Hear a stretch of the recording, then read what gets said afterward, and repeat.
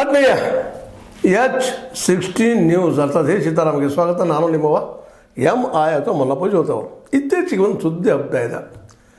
KL Rajanna ವಜಾ ಆಗಿದ್ದರು ಮತ್ತು ಮರಳಿ ಸಂಪುಟ ಸೇರ್ತಾರಾ ಅನ್ನೋ ಪ್ರಶ್ನೆ.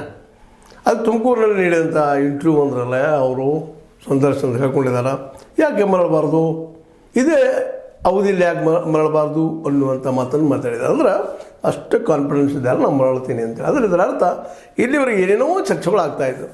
BJPಗೆ ಹೋಗ್ತಾರಾ, ಸೇರ್ತಾರಾ, 4 ಮಂದಿ ನೋಡ್ಕೊಂಡು ಹೋಗ್ತಾರಾ, ಜೊತೆ ಸತೀಶ್ ಜಾರಕಿಹೊಳಿ ಹೋಗ್ತಾರಾ, ಮತ್ತೇನೇನೋ ಸುದ್ದಿ ಒಳಗೆ ಬುದ್ಧಿ ಒಪ್ಪಿದ್ದು. ಬಟ್ ಅವ್ರನ್ನ ಸಮೀಪದಿಂದ ಬಲ್ಲಂಥ ಜನ ಮಾತ್ರ ಅದು ನಂಬಿರಲಿಲ್ಲ. ಯಾಕಂತಂದ್ರೆ ಒಂದನೇದು ಸಿದ್ದರಾಮಯ್ಯರ ಅತ್ಯಂತ ಆತ್ಮೀಯ ಮನುಷ್ಯರವರು. ಇವರು ಉಳಿಸುವ ಸಲ ಹರಸಾಹಸವನ್ನು ಮಾಡಿದ್ದಾರೆ ಸಿದ್ದರಾಮಯ್ಯನವರು. ಆದರೆ ಒಂದು ಸ್ವಲ್ಪ ನಾಲಿಗೆ ಎಡವಟ್ಟಾಗಿದ್ದೆ, ಒಂದು ಸ್ವಲ್ಪ ತೊಂದರೆ ಆಯಿತು. ಸಾಕಷ್ಟು ಪ್ರಯತ್ನ ಮಾಡಿದರು ಸಿದ್ದರಾಮಯ್ಯ, ಅದೆಲ್ಲ ಗೊತ್ತಿದ್ದಿದ್ದು ಮಾತದ ಅವ್ರಿಗೆ. ಹೀಗಾಗಿ BJPಗೂ ಮಾತೇ ಇಲ್ಲ. ಅದೇ ಕಾಲಕ್ಕೆ ಸಿದ್ದರಾಮಯ್ಯರ ಪರವಾಗಿಂದ ಭಾಳ ಒಳ್ಳೆಯ ಮನಸ್ಸು ಅವ್ರು ಹೊಂದ್ಕೊಂಡಿದ್ದಾರೆ, ಹೊಂದಾಣಿಕೆ ಇದ್ದವರಲ್ಲ, ಮತ್ತು ಅವ್ರು ಸದಾ ಬೆಂಬಲಿಸ್ತಾ ಬಂದವರು ಇದ್ದಾರೆ.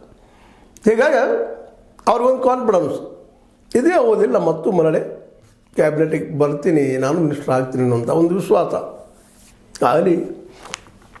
ಯಾಕಂತಂದ್ರೆ ಈಗ ಸಹಕಾರ ಖಾತೆಯನ್ನು ಇಟ್ಕೊಂಡಂಥವ್ರು ತಮಗೆ ಸಾಧ್ಯ ಕೆಲಸ ಮಾಡ್ತಾ ಹೊರಟಿದ್ದಾರೆ. ಸರಿಯೋ ತಪ್ಪೋ ಆಗಿರ್ಬೋದು.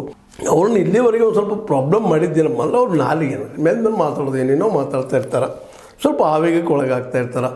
ಮಾತಾಡಿದ್ಮೇಲೆ ಕೆಲವೊಮ್ಮೆ ಸಾಧನೆ ಮಾಡೋದ ಹೋಗುವಂಥ ಪ್ರಸಂಗಗಳು ಬರ್ತಾವೆ. ನಿಮಗೆ ಗೊತ್ತದ ಆ ಒಂದು ಹನಿ ಟ್ರ್ಯಾಪಲ್ಲಿ ಇದ್ದಿರ್ಬೋದು, ನಡೆದಿಲ್ಲ ಅಂತ ಹೇಳಕ್ಕೆ ಸಾಧ್ಯ ಇಲ್ಲ, ಆದರೆ ಪ್ರೂವ್ ಮಾಡಲಿಕ್ಕೆ ಆಗಲಿಲ್ಲ. ಆದರೆ ಅದ್ರ ಬಗ್ಗೆ ಎಷ್ಟೊಂದು ಮಾತುಗಳದು ಏನಾದ್ರು ನಿಮಗೆ ಗೊತ್ತಿದೆ. ಮತ್ತು ಪ್ರತಿ ಸಲ ನಾವು DK ಅವ್ರ ಎದುರಿಗೆ ಬಂದ ಎಲ್ಲವ್ರು ಇವರ ಸಿದ್ದರಾಮಯ್ಯರ ಮಾತು ಬಂದ ತಕ್ಷಣ ರಾಜೀನಾಮೆಗಳು 2 ವರ್ಷ ಅಂತ ತಕ್ಷಣ ಇಲ್ಲ 5 ವರ್ಷದ ಮಾತು ಏನು ಚೇಂಜ್ ಆಗೋಂಗಿಲ್ಲ ಅಂತೇಳಿ ಬೆನ್ನು ಹತ್ತಾಯಿದ್ರು.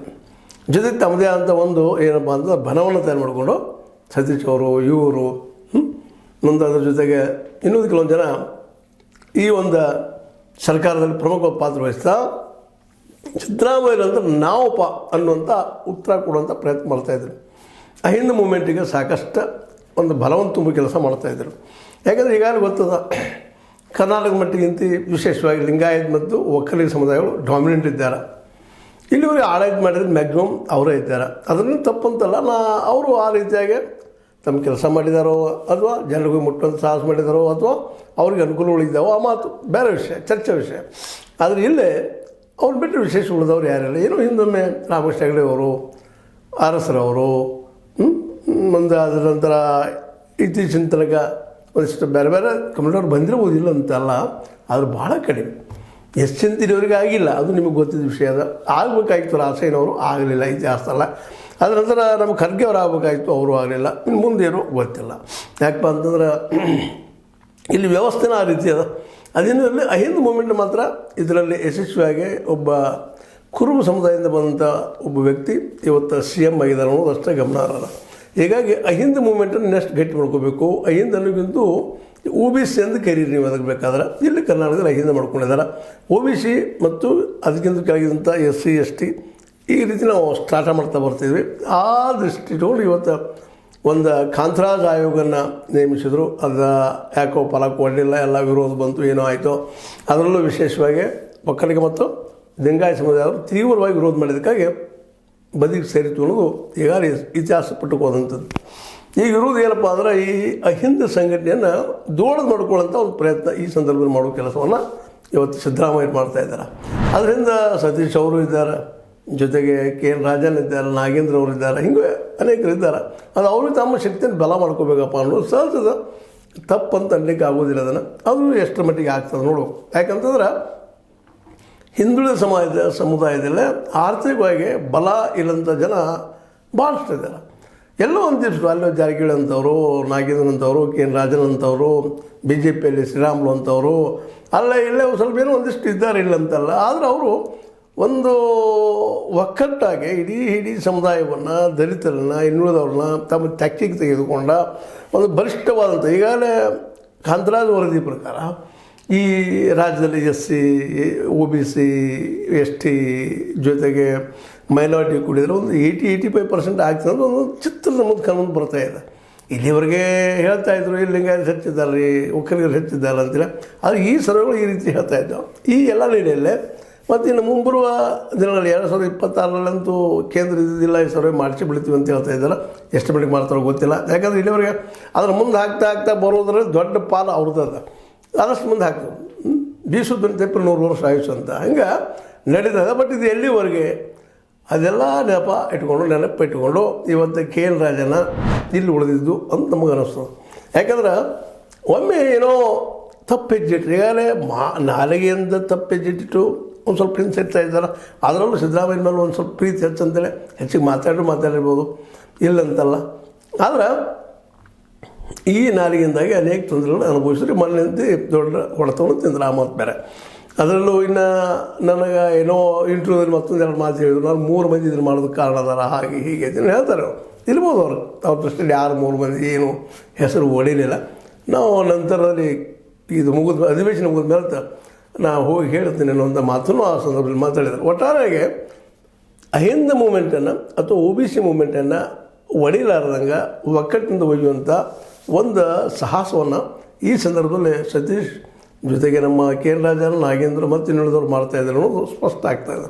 ಇದಕ್ಕೆಲ್ಲ ಸಿದ್ದರಾಮಯ್ಯರ ಒಂದು ಬೆಂಬಲದ ಅದು ಮಾಡಿಸೋದಕ್ಕೆ ಅವರು ಬೆನ್ನು ಹಚ್ಚಿದ್ದಾರೆ ಅಂತ. ಯಾಕಂದ್ರೆ ಇದು ಹಗಲೆಲ್ಲ ಆಗುವಂಥ ಕೆಲಸಗಳಲ್ಲ. ಇದು ಸಿದ್ದರಾಮಯ್ಯರಾಗಿದ್ದ ಒಂದು ಅಪರೂಪ. ಇದು 2 ಸಲ ಆಗಿದ್ದಾರೆ ಆ ಮತ್ತು ಬೇರೆ. ಆದರೆ ಮತ್ತೊಬ್ಬ ಹಿಂದುಳಿದ ನಾಯಕ ಇಷ್ಟು ಮೇಲೆತ್ತರಕ್ಕೆ ಬಂದ ಇಡೀ ಒಂದು ರಾಜ್ಯವನ್ನು ತನ್ನಗೆ ಇಟ್ಕೊಂಡು ಹೋಗುವಂಥ ವ್ಯಕ್ತಿತ್ವ ಬರೋದು ಭಾಳ ರೇರೆಸ್ಟ್ ಆಫ್ ದ ರೇರ್. ಅದರಲ್ಲೂ ತಮ್ಮ ನಂತರ ಈ ಸಿದ್ದರಾಮಯ್ಯವ್ರು ಯಾರನ್ನು ತಯಾರು ಮಾಡ್ತಾರೋ ಗೊತ್ತಿಲ್ಲ. ವಿಶೇಷ ಸತೀಶ್ ಅವ್ರ ಮೇಲೆ ಅವ್ರು ಏನೋ ಒಂದು ಇದದ, ಏನೋ ಒಂದು ರೀತಿ ಒಂದು ಆತ್ಮೀಯತೆ ಅದ, ಅವ್ರನ್ನ ತರಬೇಕಪ್ಪ ಅನ್ನುವಂಥದ್ದು ಅದ. ಆದರೆ ಏನೇನು ಆಗ್ತದೆ ಭವಿಷ್ಯದಲ್ಲಿ ಯಾರಿಗೂ ಗೊತ್ತು. ಯಾಕಂದ್ರೆ DK ಶಿ ಅವರು ಸಹಿತ ಎದುರಾಳಿ ಸಾಮಾನ್ಯ ಇಲ್ಲ. ಅವರು ಸುಲಭವಾಗಿ ಆ ಒಂದು ಸ್ಥಾನವನ್ನು ಅಂದರೆ ಮುಖ್ಯಮಂತ್ರಿ ಸ್ಥಾನವನ್ನಾಗಿರ್ಬೋದು, ಪ್ರಮುಖ ಸ್ಥಾನವನ್ನಾಗಿರೋ ಬಿಟ್ಟು ಕೊಡೋದಕ್ಕೆ ಅವರು ತಯಾರಿಲ್ಲ. ಅವರು ಪ್ರಯತ್ನ ಮಾಡ್ತಾಯಿದ್ದಾರೆ. ರಾಜಕೀಯದಲ್ಲಿ ಇರೋದನ್ನು ಅದೇನು ತಪ್ಪಂತಲ್ಲ, ಅವರು ಪ್ರಯತ್ನ ಮಾಡಿ ಇವರು ಮಾಡಿ. ಆದರೆ ಇಲ್ಲೇ ಒಂದು OBC ಮೂಮೆಂಟ್ ಅಥವಾ ಬಿದ್ದವರ ಏನದ ಜನಾಂಗದ ಬಗ್ಗೆ ಒಂದಿಷ್ಟು ಕಾಳಜಿ ಇದ್ದ ನಿಜವಾಗಿ ಮಾಡೋರು ಬರಬೇಕಾಗಿದೆ ಆ ಕೆಲಸ. ಅದರಲ್ಲಿ ಸಿದ್ದರಾಮಯ್ಯರು ಸ್ವಲ್ಪ ಮಾಡಿದ್ದಾರೆ ಅಂತ ಇರಬೇಕಾಗ್ತದೆ. ಇನ್ನೂ ಭಾಳಷ್ಟು ಕೆಲಸಗಳಿದ್ದ ಅವ್ರ ಕಡೆ ಆಗುವಂಥದ್ದು. ಮತ್ತು ಅದರಲ್ಲೂ ಈ OBC ಜೊತೆಗೆ ಒಂದಿಷ್ಟು ಇನ್ನಷ್ಟು ಏನಾದರೂ ಒಂದು ಆರ್ಥಿಕ ವ್ಯವಸ್ಥೆಗೆ ಹೊಸ ರೂಪಗಳನ್ನ ಏನಾದರೂ ಕೊಡ್ಲಿಕ್ಕೆ ಪ್ರಯತ್ನ ಮಾಡ್ತಾರೆ ಸಿದ್ದರಾಮಯ್ಯರು. ನೋಡಬೇಕಾಗಿದೆ ಮುಂದೆ. ಬಟ್ ಆದರೂ ಅವ್ರ ಮೇಲೆ ಒಂದಿಷ್ಟು ಹೋಪ್ಸ್ ಇದೆ. ಯಾಕಂದರೆ ಬಿದ್ದ ಸಮುದಾಯದ್ದು, ರೈತ ಸಮುದಾಯದ ಬಗ್ಗೆ ಒಂದಿಷ್ಟು ಕಳಕಳಿಗೆ ಕಾಳಜಿದಂಥ ವ್ಯಕ್ತಿ ಇದ್ದಾರೆ. ಈಗ ಒಂದು ಅರ್ಥನೀತಿಯನ್ನು ಹೊಸದಾಗಿ ಏನಾದರೂ ಮಾಡ್ಬೋದಾ ಅನ್ನೋದು ಆ ದಿನದಲ್ಲಿ KN ರಾಜೇಂದ್ರ ಮಾತ್ರ ಸಚಿವರ ಸಮೀಪದಲ್ಲಿ ಆಗಬಹುದು ಅನ್ನುವಂಥ ವಾತಾವರಣವನ್ನು ಇವತ್ತಿನ ಇಂಟರ್ವ್ಯೂದಿಂದ ಹೊರಬರುವಂಥದ್ದು. ಜೊತೆಗೆ ಅವರು BJPಗೆ ಹೋಗ್ತಾರೆ ಅನ್ನೋದಕ್ಕೆ ಫುಲ್ ಸ್ಟಾಪ್ ಇಟ್ಟಂಗೆ ಆಗಿಬಿಟ್ಟದ. ಏನಿದ್ರು ನನ್ನ ಸ್ವಗ್ರಹ ಕಾಂಗ್ರೆಸ್ಸು, ಅಲ್ಲೇ ನಾನು ಏನು ತಿಕ್ಕಾಳ್ತೀನಿ, ಅಲ್ಲೇ ತಿಕ್ಕಾಡಿ ಉಳಿತೀನಿ, ನಂದೇನಿದ್ರು ಅಲ್ಲೇ ಆಗಲಿ ಅನ್ನೋಂಥ ಕರ್ಮ ಭೂಮಿ ಮಾಡ್ಕೊಂಡಿದ್ದು. ಇದು ಏನಪ್ಪ ಅಂತಂದ್ರೆ ಒಂದು ಜಾನ ಹೆಜ್ಜೆ ಅಂತ ಹೇಳಬೇಕಾಗ್ತದೆ. ಜೊತೆಗೆ ಸಿದ್ದರಾಮಯ್ಯರಿಗೆ ಒಂದಿಷ್ಟು ಉಸಿರು ಬಿಡುವಂಥ ಪ್ರಸಂಗ ಆಗಿದೆ. ಯಾಕಪ್ಪ ಅಂದ್ರೆ ಸಿಟ್ಟಿನ ಬರೋದ್ರೆ ಮತ್ತೇನೋ ಡಿಸಿಷನ್ ತೊಗೊಂಡು ಇವ್ರು ಮತ್ತೆ BJPಗರು ಮತ್ತೆಲ್ಲ ಹೋಗುತ್ತಾರೇನೋ ಅನ್ನೋದು ಎಲ್ಲೇ ಒಂದು ಮೂಲೆಯಲ್ಲಿ ಕಾಡ್ತಾ ಇದ್ದಂಥ ಸಂಶಯ ಕ್ಲಿಯರ್ ಆಗಿಬಿಟ್ಟದ. ಹೀಗಾಗಿ ಇವತ್ತಿನ ಈ ಇಂಟರ್ವ್ಯೂ ಏನಂದ್ರೆ ಮೋಸ್ಟ್ಲಿ KN ಮರಳಿ ಸಚಿವ ಆಗ್ಬೋದು, ಆಗದೇನೂ ಇರ್ಬೋದು, ಬೇಡ ಅವ್ರ ಮಗ ಆಗ್ಬೋದು. ಏನು ತಪ್ಪದ ಅದ್ರೊಳಗೆ. ಯಾಕಂದ್ರೆ ಇತ್ತು ಹೌಸ್ ಆಗಬಾರ್ದು, ಕೋಲು ಮುರಿಬಾರ್ದು. ಹಂಗೆ ಅದು ರಾಜಕೀಯ. ಯಾಕಂದರೆ ಈ ಸದ್ಯ ಅವ್ರನ್ನ ಮಾಡ್ಲಿಕ್ಕೆ ಹೋದ್ರೆ ರಾಹುಲ್ ಗಾಂಧಿಯವ್ರಿಗೆ ಒಂದು ರೀತಿ ಇದಕ್ಕೆ ಹೈಕಮಾಂಡ್ಗೆ ಒಂದಿಷ್ಟು ಪೆಟ್ಟದಂಗೆ ಆಗ್ತದೆ. ಅದಕ್ಕಿಂತ ಅವ್ರ ಮಗನ ಮಾಡಿಬಿಟ್ರೆ ಮುಗಿದೋಗ್ಬಿಡ್ದು. ಆಯ್ತಪ್ಪ ಅವ್ನ ಮನುಷ್ಯ ಏನೋ ಅನ್ನೋದು ತಪ್ಪಾಗ್ಯದ, ನಾಲಿಗೆ ಹೋಗ್ಯದ, ಇರಲಿ ಅವ್ರ ಮಗ ಆಗಲಿ ಅಂತ ಅಂದ್ರೂ ಅನ್ಬೋದು ನಾವು. ಏನೋ ವಾತಾವರಣ ಒಟ್ಟಿನಲ್ಲ ತಿಳಿ ಆಗ್ತಾಯಿದೆ ಕಾಂಗ್ರೆಸ್ನೆಲ್ಲ. ಕಾಂಗ್ರೆಸ್ ಮತ್ತು ಜೀವನಕ್ಕೆ ಬಿಡೋ ಜೊತೆಗೆ ಮತ್ತೀಗ ಮುಂಬರುವ ಇನ್ನು 6 ದಿನದಲ್ಲೇ ಏನಾದರೂ ಸಿದ್ದರಾಮಯ್ಯ ಮತ್ತು ಬದಲಾಗುವಂಥ ಧ್ವನಿಗಳು ಮತ್ತೆ ಹೇಳ್ತಾವೇನೋ ಅನ್ನೋ ಪ್ರಶ್ನೆ ಅಲ್ಲ. ಬಟ್ DK ಶಿ ಬುದ್ಧಿವಂತಿದ್ದಾರೆ. ಮೋಸ್ಟ್ಲಿ ಅದನ್ನು ಎತ್ತಲಿಕ್ಕಿಲ್ಲ. ಮೋಸ್ಟ್ಲಿ ಅವರು 2022 ತನಕ ವೇಟ್ ಮಾಡ್ತಾರೆ. ಆದ್ರೆ ಅದು ನಮ್ಮಲ್ಲಿ ಗಾದೆ ಮಾಡ್ತಿರ್ತಲ್ಲ, ಹುಲಿ ಬರೋಕ್ಕಿಂತಲೂ ಹುಲಿ ಬರ್ದತಿನೂ ಭಯ ಭಾಳ ಮುಖ್ಯ ಇರ್ತದೆ. ಆ ಭಯವನ್ನು ಮೇಂಟೈನ್ ಮಾಡಿಕೊಂಡು ಆದಷ್ಟು ಇನ್ನೊಬ್ಬ ನಾಯಕರವ್ರು ಬೆಳೆದಾರ್ದಂಗೆ ಸಿದ್ದರಾಮಯ್ಯನವರ ಬೆನ್ನು ಹಿಡ್ಕೊಂಡು ಹೋಗೋ ಲೆಕ್ಕದಲ್ಲಿದ್ದಾರೆ. ಇವತ್ತಿನ ಅತ್ಯಂತ ಖಚಿತವಾದ ಅಭಿಪ್ರಾಯ DK ಶಿ ಅವ್ರಿಗೆ. ಯಾಕಂದ್ರೆ ಅವ್ರು ಬಿಟ್ಟು ಕೊಡೋದಿಲ್ಲ ಸಿದ್ದರಾಮಯ್ಯರು. ಒಂದು ಮೈಸೂರು ಕಡೆದವ್ರು ಆಗ್ತಾರೆ, ಒಂದೇನೋ ಆತ್ಮೀಯತೆ ಬರ್ಬೋದು ಅನ್ನೋದು ಕಾರಣ. ಜೊತೆಗೆ ಒಂದೇನು ನಮ್ಮ ಮೇಲೆ ಕರುಣೆ ಬಂದರೂ ಬರ್ಬೋದಪ್ಪ ಸಿದ್ದರಾಮಯ್ಯನವ್ರಿಗೆ, ಒಂದು ಸ್ವಲ್ಪ ಬಲಿಸಿ ಸೇರಿಬೋದು ಅಂತ ಒಂದು ದೂರದ ಆಸೆ ಅವ್ರಿಗೂ ಇರೋದಿಲ್ಲ ಸಹಜವಾಗಿ. ಏನು ಸಿದ್ದರಾಮಯ್ಯ ವೈರಿ ಅಂತಿದೆಲ್ಲ, ಜೊತೆಗಿದ್ದಂಥವ್ರ ಆಸೆ ಆಗಿರಬೇಕು ಮುಖ್ಯಮಂತ್ರಿ ಕುರ್ಚಿ ಮೇಲೆ. ಎಲ್ಲರಿಗೂ ಆಗ್ತದೆ ಆಸೆ, ನನಗೂ ಆಗ್ತದೆ, ನಿಮಗೂ ಆಗ್ತದೆ. ಅದು ನಮ್ಮಲ್ಲಿ ಎಬಿಲಿಟಿ ಇರಬೇಕಲ್ಲ, ಅದು ಎಬಿಲಿಟಿ ಇರಬೇಕು, ಅರ್ಥ ವ್ಯವಸ್ಥೆ ಬಲ ಇರಬೇಕು. ಈ ಮೂಲ ಎಲ್ಲ ಕಾರಣ ಅದಾವ. ಅವನ್ನೇ ಯಾವ ಚರ್ಚೆ ಮಾಡೋಣ ಅಂತ ಹೇಳ್ತಾ, KN ರಾಜಣ್ಣ ಮರಳಿ ಸಚಿವರ ನೀವು ವಿಚಾರ ಮಾಡ್ಕೊಂಡು ಆಗ್ಬೋದು, ಆಗಲಿಕ್ಕಿಲ್ಲ. ನಿಮಗೇನು ಅನಿಸ್ತದೆ ಕಾಮೆಂಟ್ ಬಾಕ್ಸಲ್ಲಿ ಬರೀರಿ, ತಿಳಿಸ್ರಿ, ಕಾಮೆಂಟ್ ಮಾಡಿರಿ, ಜೊತೆಗೆ ಟೀಕಾ ಮಾಡಿರಿ, ಲೈಕ್ ಮಾಡಿರಿ, ಶೇರ್ ಮಾಡಿರಿ, ಸಬ್ಸ್ಕ್ರೈಬ್ ಮಾಡೋದು ಹೋಗ್ಬೇಡ್ರಿ. H16 ನ್ಯೂಸ್ ಅರ್ಥ ಸೀತಾರಾಮ್, ಇದು ಸತ್ಯದ ಕೈಗಂಡಿ ವಂದನೆಗಳು.